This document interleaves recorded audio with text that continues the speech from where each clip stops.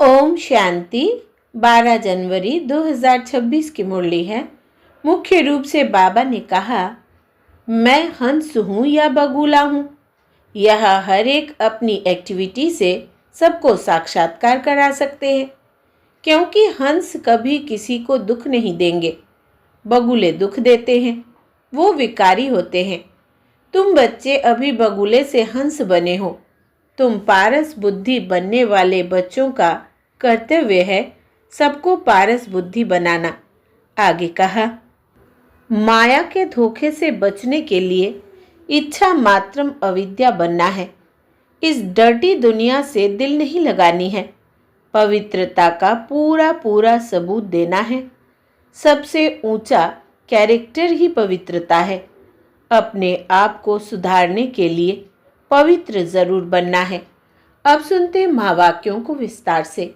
बाबा ने कहा, मीठे बच्चे, तुम्हें पावन दुनिया में चलना है, इसलिए काम महाशत्रु पर जीत पानी है। काम जीत जगत जीत बनना है। प्रश्न है, हर एक अपनी एक्टिविटी से कौन सा साक्षात्कार सबको करा सकते हैं? उत्तर, मैं हंस हूँ या बगुला हूँ। यह हर एक अपनी एक्टिविटी से सबको साक्षात्कार करा सकते हैं, क्योंकि हंस कभी किसी को दुख नहीं देंगे। बगुले दुख देते हैं, वो विकारी होते हैं। तुम बच्चे अभी बगुले से हंस बने हो। तुम पारस बुद्धि बनने वाले बच्चों का कर्तव्य है सबको पारस बुद्धि बनाना। ओम शांति। जब ओम शांति कहा जाता है तो अपना स्वधर्म याद पड़ता है। घर की भी याद आती है, परंतु घर में बैठ तो नहीं जाना है। बाप के बच्चे हैं तो जरूर अपना स्वर्ग भी याद करना पड़े।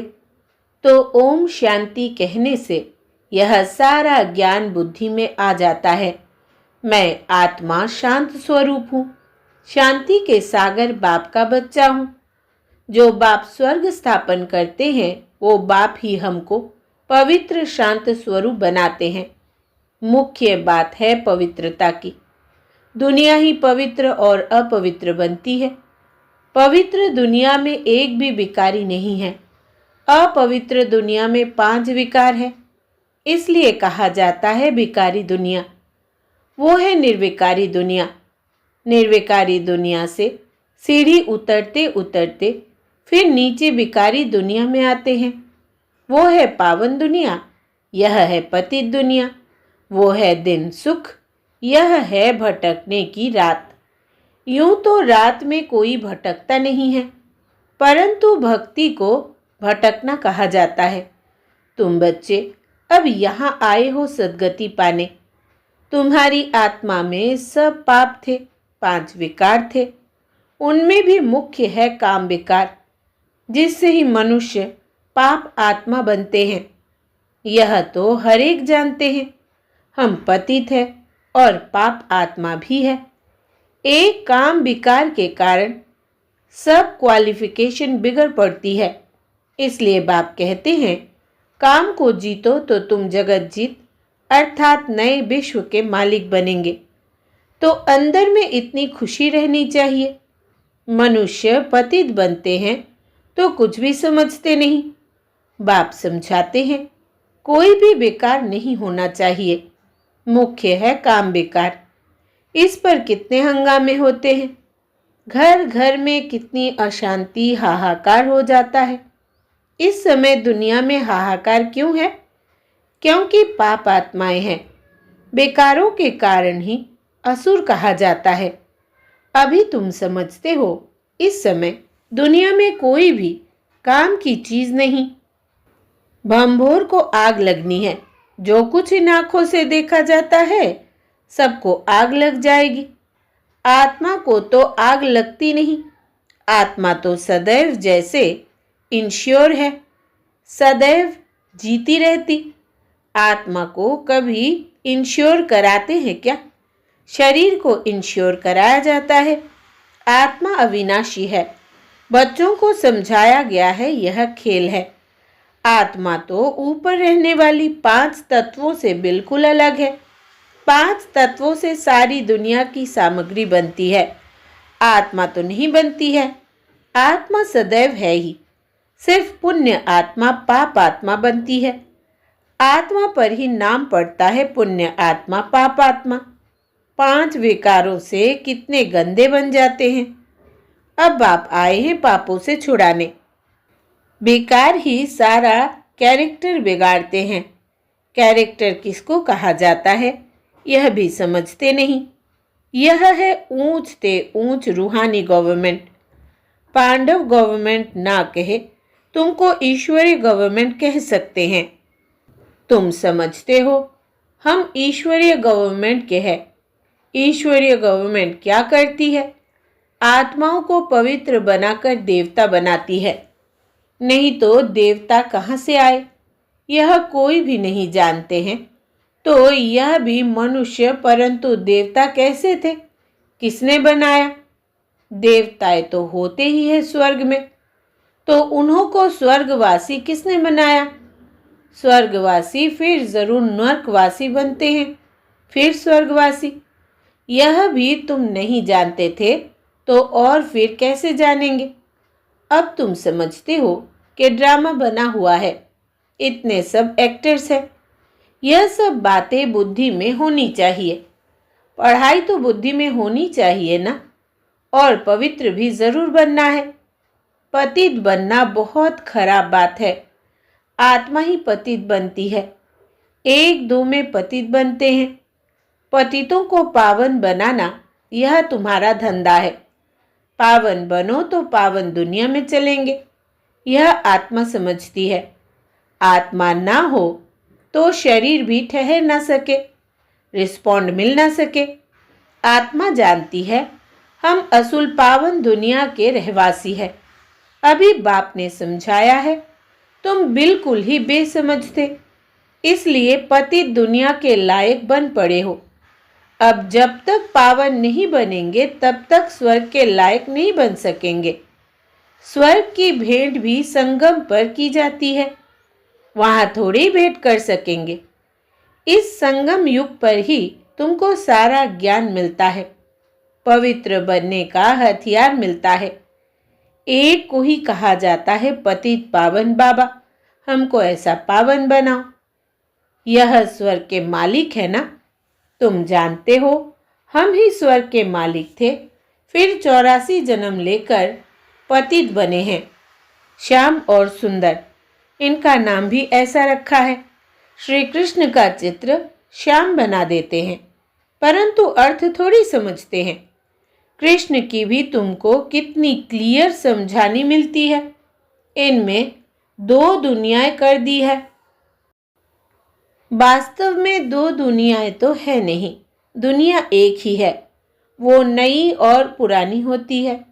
पहले छोटे बच्चे नए होते हैं, फिर बड़े बन बूढ़े होते हैं। तो तुम कितना माथा मारते हो समझाने के लिए।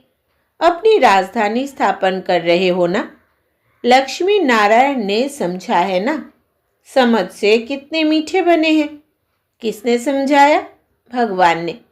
लड़ाई आदि की तो बात ही नहीं। भगवान कितना समझदार, नॉलेजफुल है, कितना पवित्र है। शिव के चित्र आगे सब मनुष्य जाकर नमन करते हैं, परंतु वो कौन है, क्या करते हैं, यह कोई नहीं जानते। शिव, काशी, विश्वनाथ, गंगा, बस सिर्फ कहते रहते हैं, अर्थ जरा भी नहीं समझते। समझाओ तो कहेंगे तुम क्या हमको समझाएंगे, हम तो वेद शास्त्र आदि सब पढ़े हैं। परंतु राम राज्य किसको कहा जाता है यह भी कोई जानते नहीं। राम राज्य सतयुग नई दुनिया को कहा जाता है। तुम्हारे में भी नंबरवार है जिनको धारणा होती है। कोई तो भूल भी जाते हैं क्योंकि बिल्कुल ही पत्थर बुद्धि बन गए हैं। तो अब पारस बुद्धि जो बने हैं उनका काम है औरों को पारस बुद्धि बनाना। पत्थर बुद्धि की एक्टिविटी वही चलती रहेगी, क्योंकि हंस और बगुले हो गए ना। हंस कभी किसको दुख नहीं देते, बगुले दुख देते हैं। कई है जिनकी चाल ही बगुले मिसल होती है, उनमें सब विकार होते हैं। यहाँ भी ऐसे बहुत विकारी आ जाते हैं जिनको असुर कहा जाता है। पहचान नहीं रहती। बहुत सेंटर्स पर भी भिखारी आते हैं, बहाना बनाते हैं, हम ब्राह्मण हैं, परंतु है झूठ। इसको कहा ही जाता है झूठी दुनिया। वो नई दुनिया सच्ची दुनिया है। अभी है संगम। कितना फर्क रहता है। जो झूठ बोलने वाले, झूठा काम करने वाले हैं, वो 3rd ग्रेड बनते हैं। 1st ग्रेड, 2nd ग्रेड तो होते हैं ना। बाप कहते हैं पवित्रता का भी पूरा सबूत देना है। कई कहते हैं यह दोनों इकट्ठे रहकर पवित्र रहते, यह तो इम्पॉसिबल है। तो बच्चों को समझाना चाहिए। योग बल ना होने कारण इतनी सहज बात भी पूरी रीति समझा नहीं सकते हैं।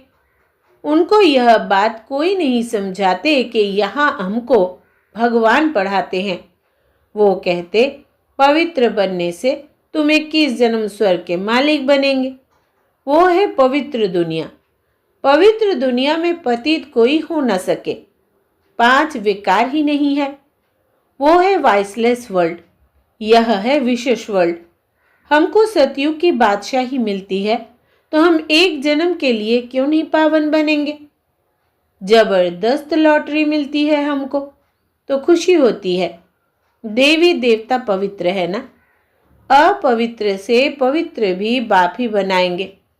तो बताना चाहिए हमको यह टेम्पटेशन है। बाप ही ऐसा बनाते हैं। बाप बगैर तो नई दुनिया कोई बना ना सके। मनुष्य से देवता बनाने भगवान ही आते हैं, जिसकी रात्रि गाई जाती है। यह भी समझाया है ज्ञान, भक्ति, वैराग्य। ज्ञान और भक्ति आधा आधा है। भक्ति के बाद है वैराग्य। अब घर जाना है। यह शरीर रूपी कपड़े उतार देने हैं।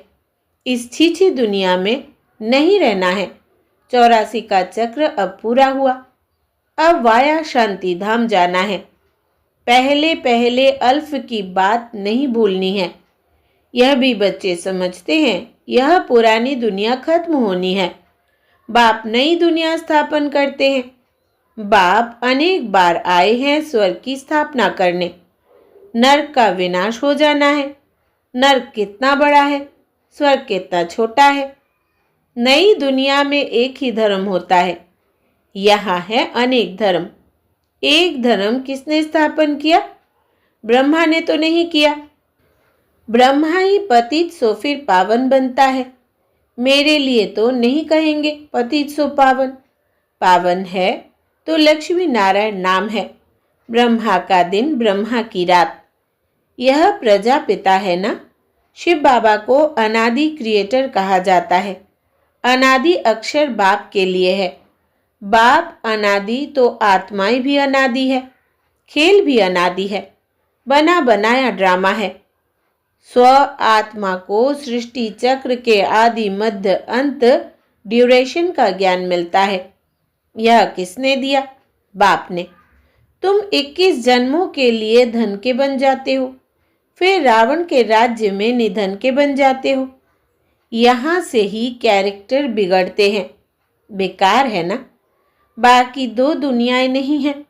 मनुष्य तो फिर समझते हैं नर्क स्वर्ग सब इकट्ठे ही चलते हैं। अभी तुम बच्चों को कितना क्लियर समझाया जाता है। अभी तुम गुप्त हो। शास्त्रों में तो क्या क्या लिख दिया है। सूत कितना मूंझा हुआ है। सिवाय बाप के कोई सुलझा ना सके। उन्हें ही पुकारते हैं। हम कोई काम के नहीं रहे हैं। आकर पावन बनाए, हमारे कैरेक्टर सुधारो। तुम्हारे कितने कैरेक्टर सुधरते हैं? कोई कोई के तो सुधरने बदले और ही बिगड़ते हैं। चलन से भी मालूम पड़ जाता है। आज महारथी हंस कहलाते हैं, कल बगुला बन पड़ते हैं। देरी नहीं लगती है। माया भी गुप्त है ना। क्रोध कोई देखने में थोड़ी आता है। भौं भौं करते हैं तो फिर वो बाहर निकलने से दिखाई पड़ता है। फिर आश्चर्यवत सुनंती कथनती भागंती हो जाते हैं। कितना गिरते हैं, एकदम पत्थर बन जाते हैं। इंद्रप्रस्थ की भी बात है ना। मालूम तो पड़ ही जाता है। ऐसा फेर सभा में नहीं आना चाहिए। थोड़ा बहुत ज्ञान सुना है तो स्वर्ग में आ ही जाते हैं। ज्ञान का विनाश नहीं हो सकता। अब बाप कहते हैं तुमको पुरुषार्थ कर ऊंच पद पाना है। अगर विकार में गए तो पद भ्रष्ट कर देंगे। सूर्यवंशी चंद्रवंशी बनेंगे, फिर वैश्यवंशी शूद्रवंशी।